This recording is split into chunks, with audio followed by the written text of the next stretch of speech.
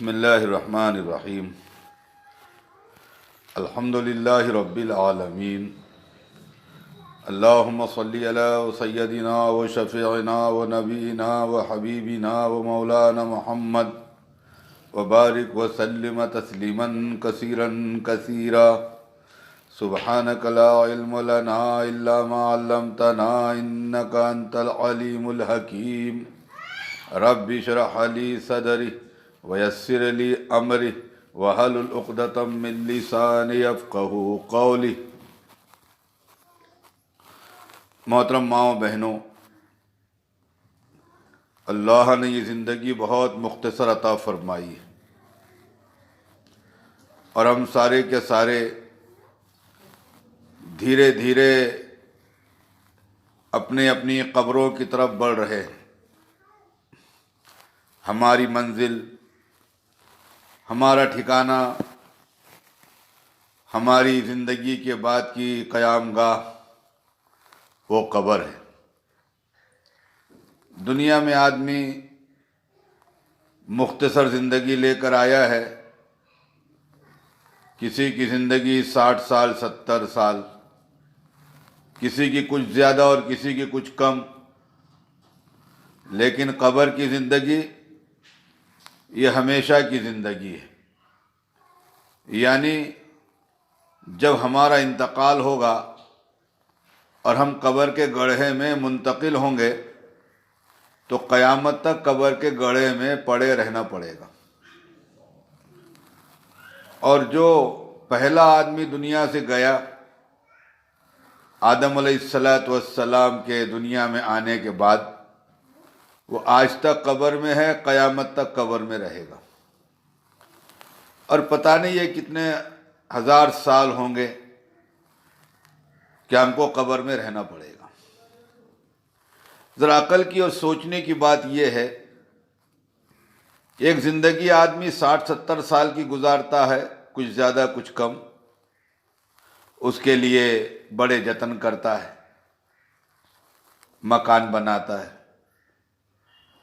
یہاں پر کھانے پینے کے انتظامات کرتا ہے، سردی گرمی بارش سے بچنے کے لیے اسباب تیار کرتا ہے، پہننے کے لیے کپڑوں کا انتظام کرتا ہے، اس کے لیے بے چین ہوتا ہے، اس کے لیے محنت کرتا ہے، کوشش کرتا ہے۔ تو بتاؤ، جب مختصر زندگی کے لیے اتنی کوشش ہے، اتنی محنت ہے، اتنی جد و جہد ہے، اتنے مجاہدے ہیں، تو جہاں پر ہزاروں سال رہنا پڑے گا وہاں کی تیاری ہم کو کیسے کرنی پڑے گی؟ اس کی طرف سے طبیعتوں میں غفلت ہے، اور اس کا تو ہم کو خیال تک نہیں ہے کہ ایک دن سانس اکھڑ جائے گی اور ہم قبر کے گڑھے میں پہنچ جائیں گے۔ اور قبر یہ عمل کا صندوق ہے۔ نبی علیہ السلام نے ارشاد فرمایا، قبر یا تو جنت کا باغ ہے یا جہنم کا گڑھا ہے۔ اب اس چھوٹی سی زندگی میں ہم کیا کر رہے ہیں کہ جس سے وہ جنت کا باغ بنے، یا قبر کا گڑھا یہ جہنم کا گڑھا بن جائے؟ میری محترم ماؤں اور بہنوں، اگر ایسی غفلت میں زندگی گزر گئی تو پھر میدان قیامت میں اور قبر کے گڑھے میں بڑا پچھتانا پڑے گا۔ اتنا پچھتانا پڑے گا کہ آدمی اپنے آنسوؤں سے روئے گا، اور اس کے بعد خون کے آنسو روئے گا،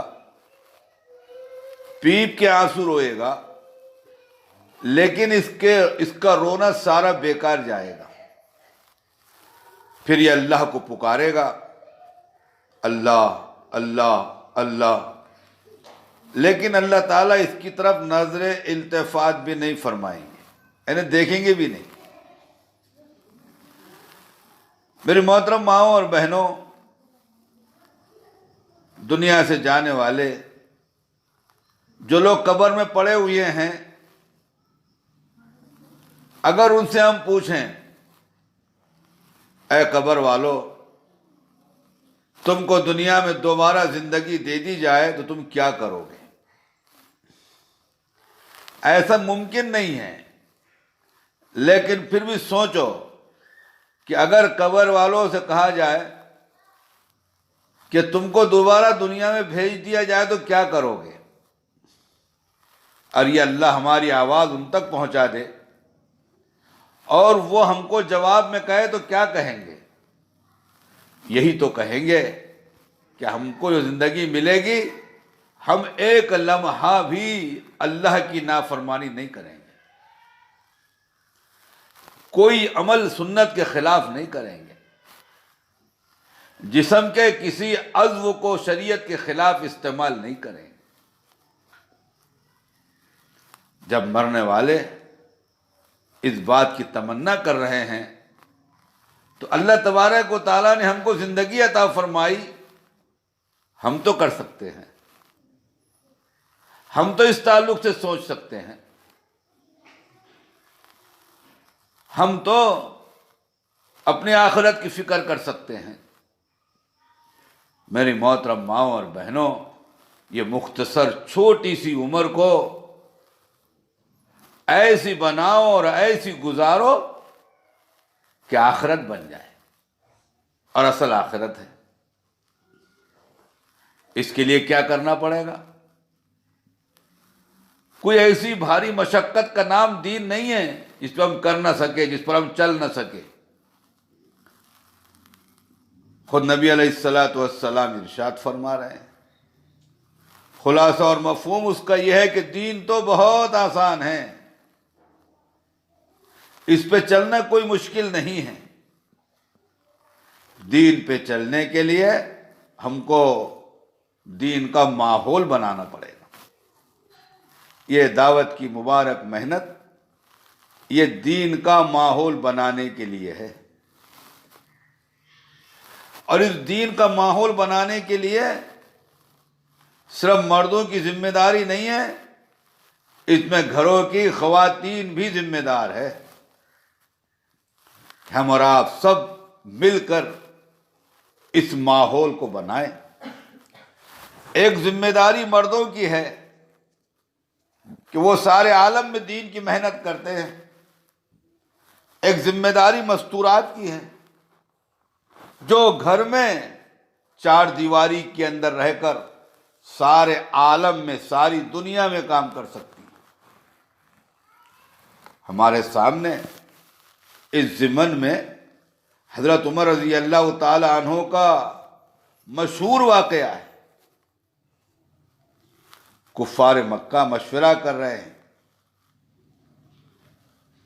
کہ یہ محمد الرسول اللہ دن پر دن یہ آگے بڑھتے چلے جا رہے ہیں اور لوگ ان کے ساتھ جڑتے چلے جا رہے ہیں، پھر بھی ہمارا غلبہ ہے، کوئی ایسی تدبیر کرو کہ ان کا کام رک جائے۔ اس کے لیے کسی نے رائے دی، ایسا کریں الیاذ باللہ محمد الرسول اللہ ہی کو ختم کر دیں۔ کا رائے تو بڑی اچھی ہے، لیکن آپ کو قتل کرنے کے بعد جو ماحول بگڑیں گے اس کو کون سنبھالے گا؟ پھر سب کے سب قبائل متفق ہو گئے، ہم سب مل کے بگڑے ہوئے ماحول کا مقابلہ کریں گے۔ لیکن قتل کون کرے گا؟ اس کام کے لیے کون تیار ہے؟ تو کسی کی ہمت نہیں پڑتی تھی کہ یہ کام کرنے کے لیے تیار ہو جائے۔ حضرت عمر رضی اللہ تعالی عنہ تیار ہو گئے تو سب نے کہا کہ ہاں عمر یہ کام کر سکتا ہے۔ اس سے دو باتیں ہمارے سامنے آتی ہیں، ایک تو حضرت عمر کی دلیری اور بہادری، اور دوسرے حضرت عمر کی رسول اللہ سے دشمنی۔ کہ دلیر اتنے کہ قتل کے لیے تیار ہو گئے بغیر پرواہ کیے حالات کے، اور دشمنی ایسی کہ میں قتل کروں گا، اور اسی غصے میں ننگی تلوار لے کے نکلے۔ جس عمر کی دشمنی اسلام سے مشہور و معروف تھی، راستے میں خبر لگی کہ بہن اور بہن وہی دونوں نے اسلام قبول کر لیا۔ انہوں نے کہا چلو چلتے چلتے ان دونوں کا بھی کام تمام کر دینا۔ کیسی دشمنی ہوگی کہ عمر اپنی بہن کو اور اپنے بہنوئی کو قتل کرنے کو جا رہے ہیں، بعد میں حضرت رسول اللہ صلی اللہ علیہ وسلم کی طرف جائیں گے۔ اب گھر میں گئے تو گھر کے اندر بہنوئی کو قرآن پاک سکھایا جا رہا تھا، قرآن پاک پڑھایا جا رہا تھا۔ حضرت عمر کا روب اور دبدبہ اتنا تھا کہ بہن اور بہنوئی دونوں الگ سے نکل گئے اور سکھانے والے چھپ گئے، اور وہ صحیفہ جس پہ قرآن پاک کے کلمات لکھے ہوئے تھے وہ باہر ہی رہ گیا۔ بہرحال بہن کو مارا پیٹا، بہنوئی کو مارا پیٹا، لیکن اللہ نے دل کو نرم کر دیا۔ بہن کے گھر میں داخل ہو رہے ہیں، سخت دشمن اسلام ہے، اور بہن کے گھر سے نکل رہے ہیں تو اسلام سے پوری محبت ہے۔ یہ چند منٹ میں کیا ہو گیا؟ دشمن اسلام اسلام سے محبت کرنے کیسے لگ گیا؟ اتنی بڑی تبدیلی اور انقلاب کیسے آ گیا؟ اگر ہم اس کا اندازہ لگائیں تو معلوم پڑے گا کہ بہن نے اپنے گھر کے اندر قرآن کو سیکھنے اور سکھانے کا ماحول بنایا تھا، کہ بہن کے گھر کے ماحول نے، قرآنی ماحول نے بھائی کو متاثر کر دیا۔ اب حضرت عمر رضی اللہ تعالی عنہ رسول اللہ صلی اللہ علیہ وسلم کی خدمت میں گئے، گردن لانے کے لیے جا رہے تھے، اپنی گردن دے کر آ گئے۔ میں عرض کر رہا ہوں، اب دیکھو حضرت عمر رضی اللہ تعالی عنہ نے جب اسلام قبول کیا، کلمہ پڑھا، تو صحابہ نے زور سے نعرہ لگایا کہ اس نعرے کی وجہ سے مکہ کی وادیاں گونج اٹھی۔ پھر مسلمان کھلم کھلا بیت اللہ میں نماز پڑھنے لگے۔ پھر حضرت عمر رضی اللہ تعالیٰ عنہ نے اتنی محنت کی اپنی ذات پر کہ رسول اللہ صلی اللہ علیہ وسلم نے ارشاد فرمایا، خلاصہ اور مفہوم اس کا یہ ہے کہ میرے بعد نبوت کا سلسلہ اگر جاری رہتا تو حضرت عمر رضی اللہ تعالیٰ عنہ نبی بنتے، یعنی نبوت کی ساری صفات آپ کے اندر موجود۔ اور حضرت عمر رضی اللہ تعالیٰ عنہ نے اپنی دور خلافت میں 24 لاکھ مربع میل میں دین کے کام کیا ہے۔ عرض کرنے کا مقصد یہ ہے کہ ایک بہن نے اپنے گھر کی چار دیواری میں اپنے بھائی کو تیار کیا، اور بھائی نے اتنا بڑا کام کیا تو اس کا پورا اجر و ثواب بہن کو بھی ملا، اور اس کا پورا اجر و ثواب حضرت عمر کو بھی ملا۔ تو میں عرض کر رہا تھا، گھر کی خواتین گھر کے چار دیواری میں رہ کر اتنا بڑا کام کر سکتی ہے کہ سارے عالم کے کام میں آپ کا حصہ لگ جائے۔ تو یہ اس سے دین کا ماحول بنانا، یہ گھر کے مستورات کی اصل ذمہ داری ہے۔ مرد اس کے نگراں ہوں گے، مرد اس کے امیر ہوں گے، لیکن اصل ذمہ داری یہ گھر کی خواتین کی ہے، گھر کے چار دیواری کا ماحول بنانا۔ اس میں ہر ایک کی طبیعتیں اس ماحول سے متاثر ہو، یعنی ایمان کا ماحول، ایمان کے بول، ایمان افروز کہانیاں، ایمان افروز واقعات، نبیوں کے واقعات، صحابہ کے واقعات، اولیاء کے واقعات ہم اپنے گھروں کے اندر اس کا مذاکرہ کریں، تاکہ ان واقعات سے گھر کے لوگوں کے دلوں کی طبیعتیں متاثر ہو۔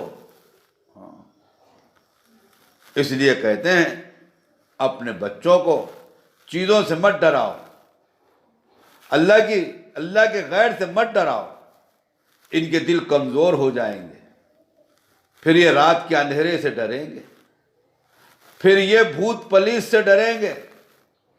کیوں کہ جب بچپن میں ان کے مزاج بالکل معصوم تھے، اس وقت ہم نے ان کی طبیعتوں کے اندر جن اور بھوت اور پلیت اور کتا اور بلی کے ڈر داخل کیے ہیں۔ جب یہ سمجھدار بنیں گے تو وہی خوف غالب رہیں گے۔ ان کو اللہ سے ڈراؤ کہ اللہ تبارک و تعالیٰ کی ذات یہ بڑی ذات ہے، ساری کائنات کا خالق و مالک اللہ ہے۔ آسمان سے بارش اللہ برساتا ہے، زمین سے فصل اللہ اگاتا ہے، ہواؤں کو اللہ چلاتا ہے، دن اور رات کو اللہ لاتا ہے، موسم کو اللہ بدلتا ہے، ساری کائنات کے نظام کو اللہ چلا رہا ہے۔ وہی اللہ ہے جو پھلوں کے اندر مٹھاس کو پیدا کرتا ہے، وہی اللہ ہے جو ہر ایک کو رزق پہنچاتا ہے، ہر جگہ رزق پہنچاتا ہے، کبھی کسی مخلوق کو نہیں بھولتا، چھوٹی مخلوق ہو کہ بڑی مخلوق ہو، اس کا رزق ان تک پہنچاتا ہے۔ یہ اللہ ہے، ایسا کھلانے والا، ایسا پلانے والا، ایسا جلانے والا۔ موت و حیات یہ اللہ کے قبضہ قدرت میں ہے۔ اللہ شفا دیتا ہے تو شفا ملتی ہے، بیماری اللہ کے خزانے سے آتی ہے، دواؤں کے راستے سے مریض تک پہنچتی ہے۔ شفا دواؤں میں نہیں ہے، شفا اللہ کے خزانے سے آتی ہے۔ اپنے گھروں میں اللہ کی ذات و صفات کے مذاکرے ہوں۔ وہ اللہ تبارک و تعالی کہیں پر کسی کو نظر نہیں آتا، اللہ کسی کو نظر نہیں آتا، لیکن اللہ کا وجود ایسا وجود ہے جو ہر جگہ رہتا ہے، ایسا موجود کہیں سے غائب نہیں، ایسا اوجھل کہیں نظر نہ آئے۔ اللہ تعالیٰ اپنی قدرت دکھاتے ہیں چیزوں میں۔ اللہ کی قدرت کو دیکھ کر اللہ کی ذات کو پہچانا جا سکتا ہے۔ ہاں، سورج میں گرمی کون ڈالتا ہے؟ چاند میں ٹھنڈک کون ڈالتا ہے؟ یہ ساری چیزیں کرنے والا یہ اللہ ہے، یہ اللہ ہے، یہ اللہ ہے۔ ہم کو کون کھلاتا؟ ہمارے ماں باپ کو کون کھلاتا؟ ہماری اولاد کو کون کھلاتا؟ ہم اس کا ذریعہ نہیں ہیں، کرنے والی ذات اللہ کی ہے۔ ہمارے گھر کی چار دیواریاں اللہ کے وحدانیت سے معمور ہوں، اور ہواؤں کے اندر، ہمارے گھر کے فضاؤں کے اندر یہ بات رس بس جائے کہ کرنے والی ذات تو اللہ کی ہے۔ تو ایمان کے مذاکرے ہوں۔ کلمے میں ہم نے اسی ایمان کا اقرار کیا ہے۔ اللہ تعالیٰ نے کلمے کے اندر سب سے پہلے لفظ لا لایا ہے کہ ساری اللہ کی ذات کے علاوہ ہر چیز کا انکار کرو، کوئی ذات اللہ کے علاوہ کرنے والی نہیں ہے۔ اللہ کی ذات و صفات کا اقرار کرو اور اللہ کے علاوہ سب کا انکار کرو۔ میری محترم ماؤں اور بہنوں، یہ لا کا یہ مطلب ہے کہ چیزیں کچھ نہیں کر سکتی، کرنے والی کون ہے؟ کہ الا اللہ، کرنے والی تو اللہ کی ذات ہے۔ وہ کچھ کرنے پر آئے، کوئی اس کو روک نہیں سکتا۔ وہ کسی چیز کے نہ کرنے پر آئے، کوئی اس سے کرا نہیں سکتا۔ میری محترم ماں اور بہنوں، یہ کلمہ ہے۔ دوسرا جز ہے محمد الرسول اللہ۔ ایک ایک عمل کے کرنے کا طریقہ بتایا، ہر عمل میں کامیابی کا یقین دلایا۔ دنیا اور آخرت کی کامیابی محمد الرسول اللہ میں اللہ نے رکھی ہے۔ میری محترم ماؤں اور بہنوں، اللہ تعالیٰ نے اعلان کیا قرآن میں اس کا مفہوم اور خلاصہ یہ ہے، بندوں میں کون ایسا ہے جو اللہ کا دوست بننا چاہتا ہے؟ بتاؤ، اللہ تعالیٰ بندوں کا دوست بن رہے ہیں۔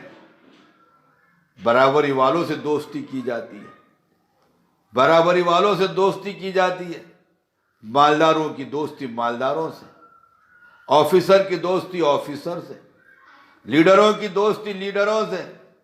اپنے برابری کا آدمی طے کرتا ہے اپنی دوستی کے لیے، لیکن وہ اللہ جو ساری کائنات کا خالق و مالک ہے، وہ کہہ رہا ہے بندوں میں سے کون ہے جو ہماری دوستی کرنے کو تیار ہے؟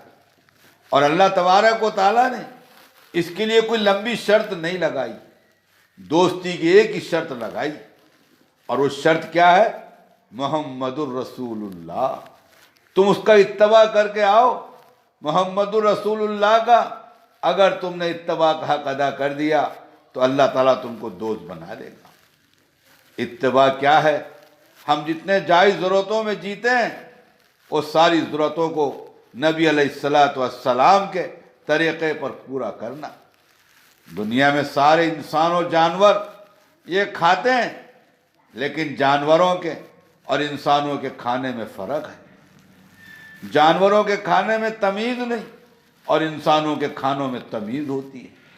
پھر انسانوں کے اندر بھی وہ لوگ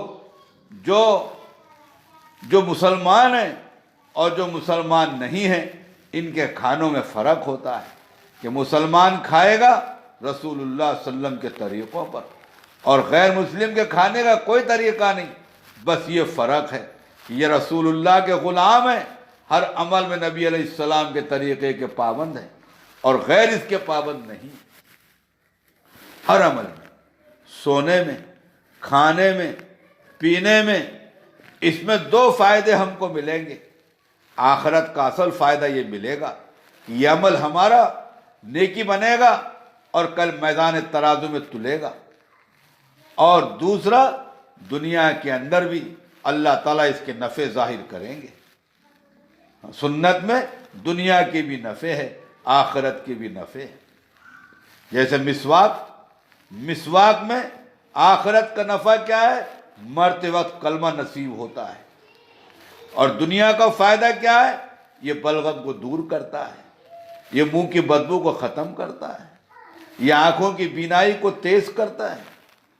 یہ دنیا کے فائدے، اور آخرت کے فائدے کے مرتے وقت میں کلمہ نصیب ہوتا ہے۔ تو چھوٹے چھوٹے عمل پر بھی ایسے بڑے بڑے اجر و ثواب کے وعدے ہیں۔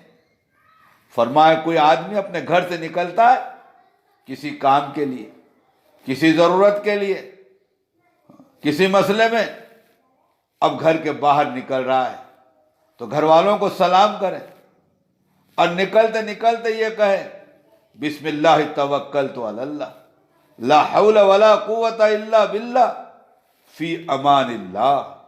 جب یہ دعا پڑھ کے گھر سے نکلتا ہے تو آسمان سے فرشتہ اعلان کرتا ہے، اے گھر سے نکلنے والے، اللہ تعالیٰ نے تیرے کام بنا دیے۔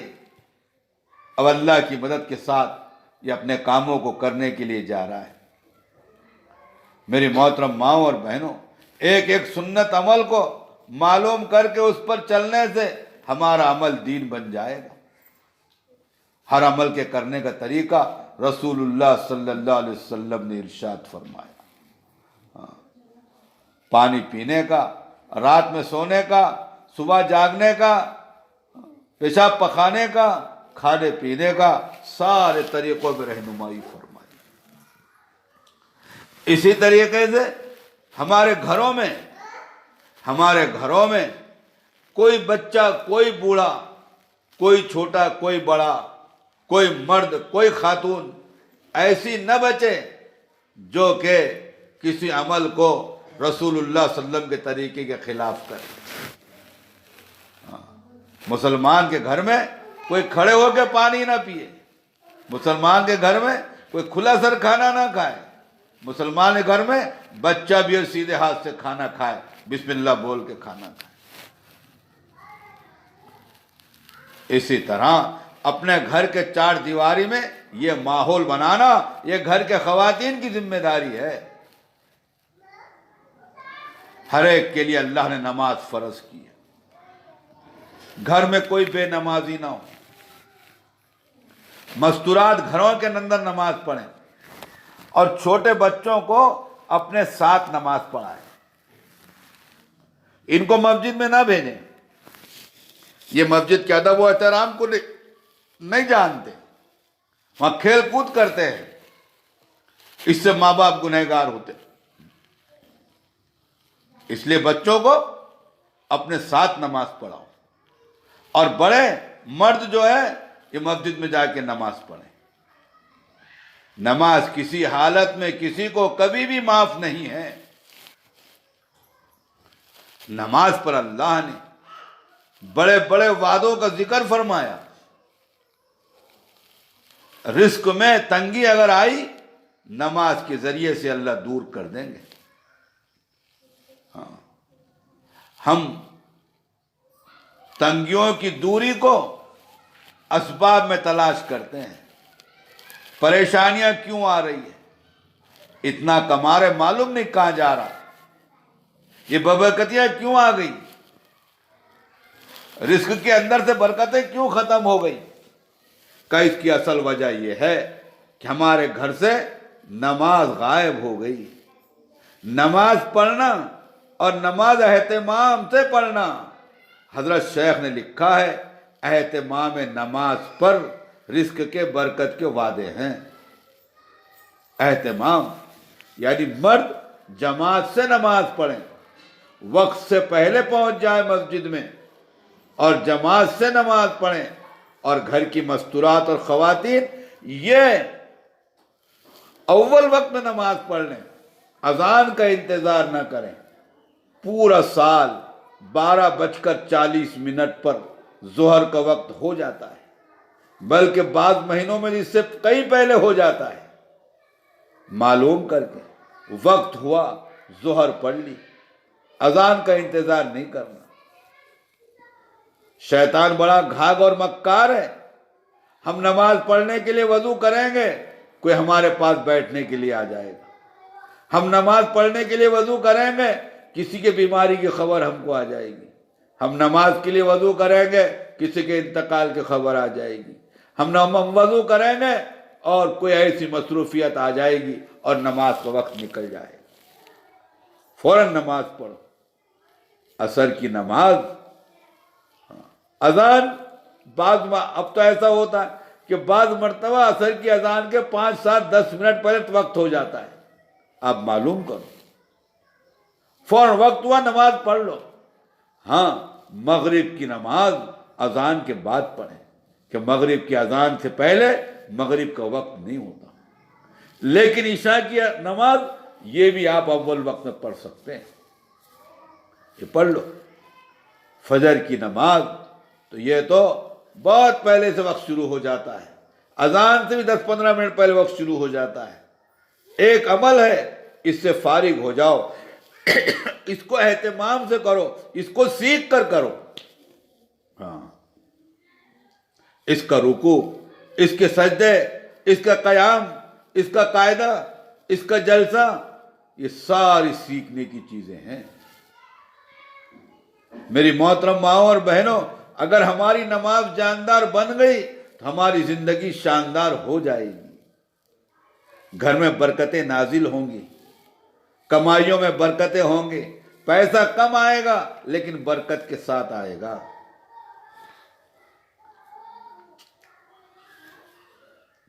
اس لیے اپنے گھروں کے اندر نماز کا اہتمام. نماز کسی کو کبھی بھی معاف نہیں ہے. شیطان سستی پیدا کرتا ہے, اس لیے نبی علیہ الصلوۃ والسلام نے سستی سے پناہ چاہیے. جیسے جہنم سے پناہ چاہیے ایسے سستی سے بھی پناہ چاہیے. اللہم انی اعوذ بک من العجز والکسل, عاجز آ جانے سے اور کسل مندی سے اللہ حفاظت فرما. ایسی منحوس چیز ہے یہ سستی, یہ ہم کو جہنم میں لے جائے بغیر نہیں چھوڑے گی. سستی نہیں کرنا, عمل کے وقت میں ایک دم کھڑے ہو جانا. عذاب قبر اللہ نماز کی برکت سے ہٹائیں گے۔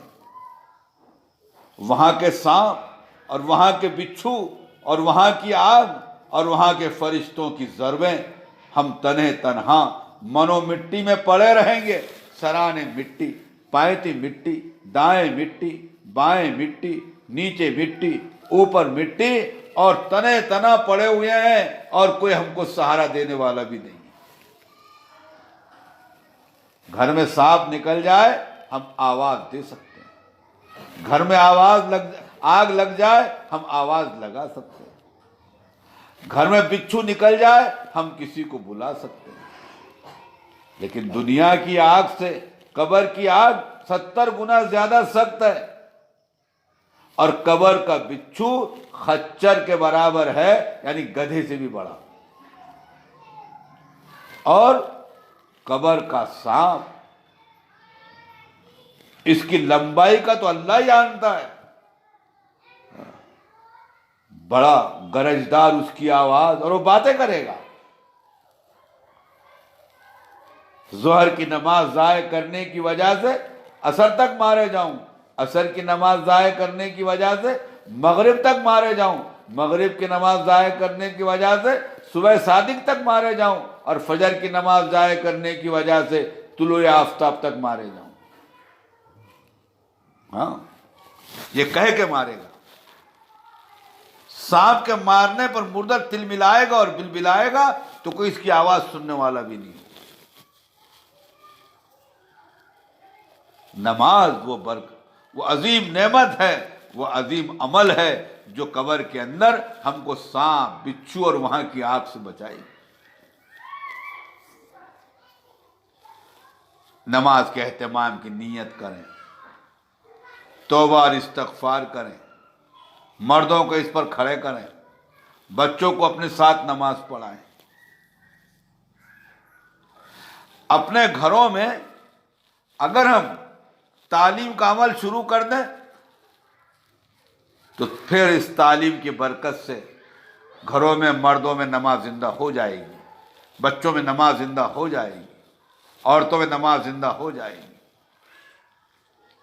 فضائل اعمال حصہ اول دوم اور منتخب باری باری سے پڑھے۔ 5 اعمال گھر کے اندر روزانہ کرو،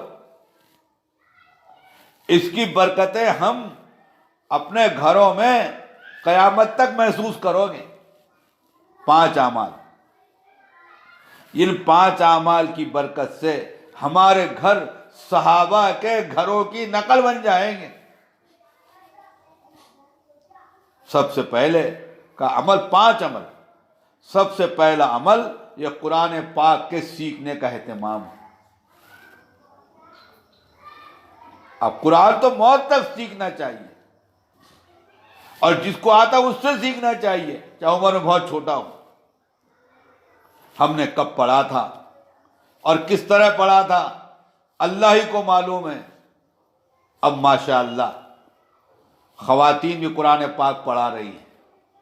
عمر بڑی ہو گئی کوئی بات نہیں، شرمنے کی بات یہ نہیں ہے کہ اب ہم نے کیسے قرآن پڑھنا، شرمنے کی بات یہ ہے کہ اب تک کیوں نہیں پڑھا۔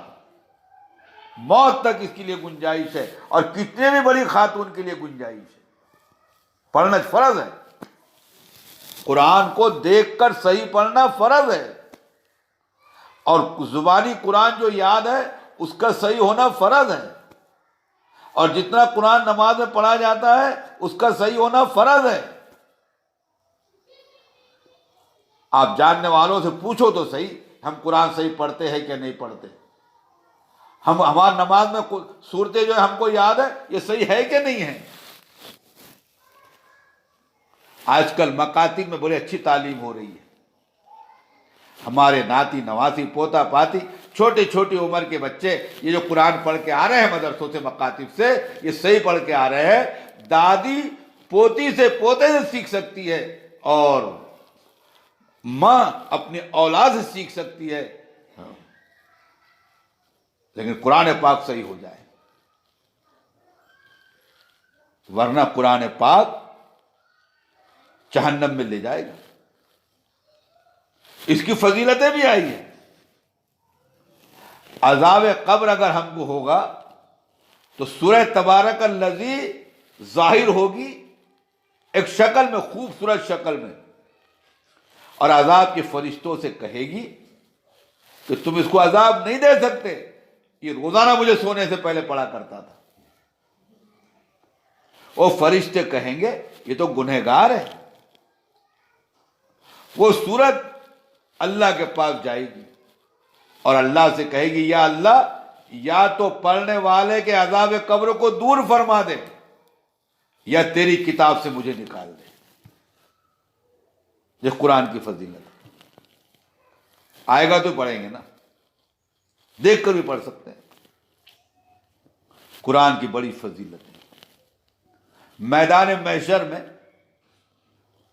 قرآن پاک کو پڑھنے والے پر یہ قرآن ظاہر ہوگا حسین و جمیل صورت میں، خوبصورت شکل میں۔ وہ کہے گا، ہم سے کہے گا قرآن مجھے جانتے ہو؟ یہ اس کو دیکھیں گے کہ ہم تو تم سے کبھی ملے ہی نہیں۔ کہ نہیں، تم مجھ سے مل چکے ہو، تم گھروں میں روزانہ قرآن پاک پڑھا کرتے تھے، تم شب بیداری کیا کرتے تھے میرے پڑھنے کے لیے، تم روز پڑھتے تھے، میں وہ قرآن ہوں۔ پھر اللہ تعالیٰ سے کہے گا وہ قرآن، یا اللہ، یا تو اس کو جنت میں داخل کر،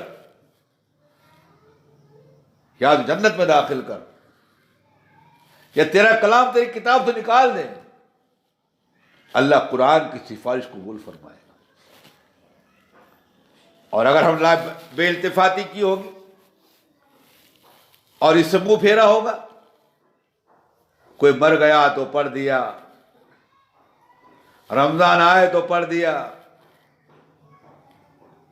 یاد آ گئی تو پڑھ لیا، نہیں، روزانہ پڑھنا یہ قرآن کا حق ہے۔ یہ قرآن پھر ظاہر ہوگا، تم مجھے جانتے ہو؟ ہم کہیں گے نہیں، ہم تجھے نہیں جانتے۔ وہ کہے گا میں قرآن ہوں، تمہارے محرابوں میں، تمہارے جزدانوں میں، تمہاری پیٹیوں میں میں پڑھا رہتا تھا، میں تکتا تھا، کاش تو مجھے کھول کے پڑھ لے، لیکن مجھ پر دھول جمتی رہی اور تم نے سیکھا بھی نہیں اور پڑھا بھی نہیں۔ ہاں، ٹی وی کا پردہ ہر وقت جگمگاتا تھا، اس کے لیے تمہارے پاس فرصت بھی تھی، وقت بھی تھا، اہتمام بھی تھا، رات رات بھر تم دیکھا کرتے تھے۔ پھر کہ میں تجھے جہنم میں ڈالے بغیر نہیں چھوڑوں گا۔ اللہ سے کہے گا یا اللہ، اس کو جہنم میں ڈال دے، اللہ اس کی سفارش قبول کرے گا۔ لہذا ہم قرآن پاک کو سیکھنے کا اہتمام کریں۔ سب سے پہلا کام روزانہ تعلیم میں وہ قرآن کے سیکھنے کا اہتمام ہے۔ کیا سیکھیں گے؟ علم شریف سیکھو، نماز میں پڑھا جانے والا قرآن سیکھو، چھوٹے چھوٹے بچوں سے سیکھو، ایک ایک آیت سیکھو، ایک ایک آیت سیکھو، روز سیکھو۔ دوسرا عمل، کتاب کی تعلیم کرو، کہ کتاب کی تعلیم ایک وقت فضائل اعمال اول دوم اور دوسرے دن منتخب پڑھو۔ اس کتابوں میں اللہ نے بڑی برکت رکھی ہے۔ دو نقد فائدے اس تعلیم کے ہیں۔ ایک تو یہ کہ جیسے ہم کتاب کھولیں گے ہمارا گھر فرشتوں سے بھر جائے گا، ایک نقد فائدہ۔ اور دوسرا نقد فائدہ، جیسے ہم تعلیم کا حلقہ ختم کریں گے آسمان سے ہمارے گھر والوں کے مغفرت کا اعلان ہو جائے گا۔ تو روز تعلیم ہوگی تو روز فرشتے آئیں گے، اور روز تعلیم ختم ہوگی تو ہماری مغفرت کا اعلان ہوگا۔ یہ نقد فائدے۔ اور پھر تعلیم میں سب کو بٹھاؤ لیکن غیر محرم نہ ہو۔ جتنے محرم ہیں سب بیٹھو، چھوٹے بچوں کو بھی بیٹھاؤ، اور جو دودھ پیتے بچے ہیں ان کو گود میں لے کے بٹھاؤ، مانڈیوں پہ سلاؤ تعلیم کے وقت میں۔ وہ بھلے ہی سننا اور بولنا نہیں جانتے، لیکن اس کے اثرات مرتب ہوتے ہیں۔ جیسے سردی ہے تو سردی کے اثرات بچے پہ مرتب ہوتے ہیں، بچہ سردی سے کانپتا ہے۔ گرمی ہے تو بچوں کو پسینہ آتا ہے، حالانکہ بولتا ہے نہ جانتا ہے، سردی جانتا ہے نہ گرمی جانتا ہے۔ ایسے ہی ہم جب لے کے بیٹھیں گے تو ہمارے ساتھ فرشتے بیٹھے ہوئے ہیں، وہ بچہ فرشتوں کے ماحول میں رہے گا، وہ حدیث کا نور نکلے گا، اس پر اثر انداز ہوگا۔ بچوں کو لے کے بیٹھو، روزانہ اہتمام سے کرو، ٹائم مقرر کر کے کرو۔ اب کتاب پڑھ لیا تھوڑی دیر، پھر 6 صفات کا مذاکرہ کرو۔ کلمہ ہے، نماز ہے، علم و ذکر ہے، اکرام مسلم ہے، اخلاص نیت ہے، دعوت اللہ ہے۔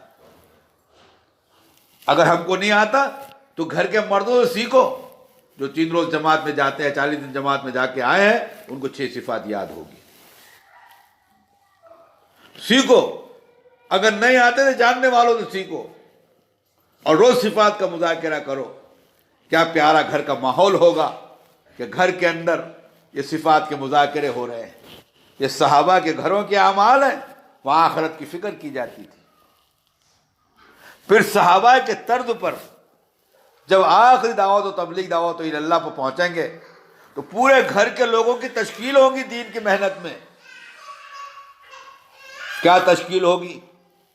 ابا کے 4 مہینے کب لگیں گے، اماں کے 2 چلہ کب لگے گا، بھیا کے 4 مہینے کب لگیں گے۔ اب یہ سب کی تشکیل ہو رہی ہے۔ صحابہ کے گھروں کی نقل ہمارے گھروں میں قائم ہو رہی ہے۔ حضرت خنسا کی نقل ہمارے گھروں میں قائم ہو رہی ہے۔ 4 بیٹوں کی تشکیل کی، موت پر ماں تشکیل کر رہی ہے، موت پر۔ اور جب بچے شہید ہو گئے، اللہ کا شکر ادا کیا۔ وہ عمل ہم دوہرا رہے ہیں، ماں تشکیل کر رہی ہے اپنی اولاد کی، حضرت خنسا کی نقل ہو رہی ہے۔ بیوی تشکیل کر رہی ہے شوہر کی، عمرو بن جمو کی نقل ہو رہی ہے۔ بہن تشکیل کر رہی ہے بھائی کی، حضرت عمر کے گھر کی بہن کی نقل ہو رہی ہے۔ یہ ہمارے گھر کا ماحول، یہ صحابہ کے گھروں کی نقل ہو رہا ہے، اب تشکیل ہو رہی ہے گھر میں روزانہ۔ اور آخری عمل، مشورہ کر لو، کل تعلیم کون کرے گا اور کل مذاکرہ کون کرے گا۔ جس کی تعلیم طے ہو جائے وہ ایک مرتبہ کتاب دیکھ لے، جس کا مذاکرہ طے ہو جائے وہ ایک مرتبہ مذاکرہ پوچھ لے، دوہرا لے، کسی کے پاس بیٹھ کر مذاکرہ کر لے۔ ہر گھر میں جب یہ عمل شروع ہوگا اس کے بہت بہتر نتائج آئیں گے۔ اور میں کہتے رہتا ہوں، ان 5 اعمال سے جو گھر کا ماحول دینی بنے گا، اس سے ہر پیدا ہونے والا بچہ وہ دینی ماحول میں آنکھ کھولے گا، اور ہر نکلنے والا جنازہ یہ کلمے کے ساتھ، ایمان کے ساتھ نکلے گا۔ میری محترم ماں اور بہنوں، روزانہ کی اس تعلیم کو شروع کرنا، اور گھروں میں سے خرافات کو نکالو، یہ کرنے پڑتا۔ بدعات کو نکالو، جن چیزوں کا تعلق دین سے کچھ بھی نہیں ہے، ان کی بڑی نحوستیں ہیں، اس کو باہر نکالو۔ رسمیں داخل ہو گئی ہے، اس کو گھر سے نکالو۔ خرافات ہے، رسومات ہے، بدعات ہے، ان سب کو گھر کے باہر نکالو، اور گھروں میں سنتوں کو داخل کرو، اللہ کے احکامات کو داخل کرو، نماز کے اہتمام کو داخل کرو۔ ورنہ اگر ہم نے اس طرف توجہ نہیں دی تو گھر ہمارے انتشار کا اڈا بنیں گے، پھر جھگڑے گھروں کے اندر ہوں گے۔ جھگڑا ہونے کی وجہ کیا ہے؟ نماز نہیں پڑھیں گے تو شیطان گھروں میں آئیں گے، اور شیطان گھروں کے اندر آئیں گے تو یہ شیطان ہم کو بے دینی پر ورغلائیں گے، اور بے دینی کی نوستیں آ جائیں گی۔ اس کے لیے ہم سارے اس بات کی کوشش کریں کہ اپنے اپنے گھروں میں اس کا ماحول بنائیں گے۔ میری محترم ماؤں اور بہنوں، اس کے لیے اپنے گھروں میں تشکیل کریں۔ ابھی اپنے یہاں پر اجتماع ہو رہا ہے، باسم میں اجتماع ہو رہا ہے۔ یہ جمعرات کی ظہر سے جمعہ کی عشاء تک عمومی اجتماع ہے۔ اپنے سارے گھر کے مردوں کو بھیجو اس عمومی اجتماع میں، ہر ایک کو بھیجو عمومی اجتماع میں، اور ہر گھر سے ایک آدمی 4 مہینے کا دو۔ ابھی آپ لوگ 2 نیتیں کرو کہ باسم کے ہونے والے اس اجتماع سے جو آنے والا جو جمعرات ہے، اس جمعرات سے آنے والے جمعے کی عشاء تک ہوگا، اس میں ہمارے گھر سے 4 مہینے کون جائے گا، چلے میں کون جائے گا؟ ایک تشکیل تو یہ ہے۔ دوسری تشکیل 3 روز کی جماعتوں میں اپنے محرم مردوں کے ساتھ عورتوں کی جماعتیں بنیں گی، کون جائے گا؟ اور تیسری بات، ہر ایک کو اپنے گھر کے سارے لوگوں کو 2 دن کے لیے بھیج دو، اور جب جمعرات جمعہ اور اس سے پہلے بھی اس اجتماع کی کامیابی کے لیے دعائیں کرو۔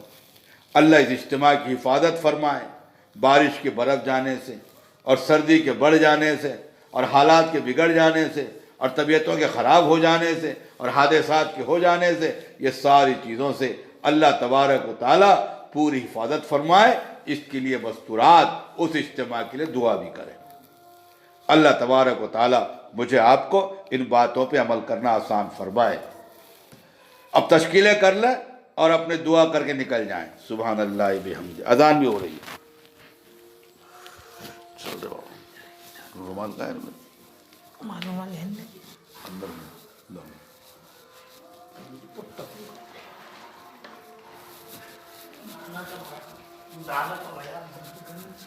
سنتے سنتے سو گیا۔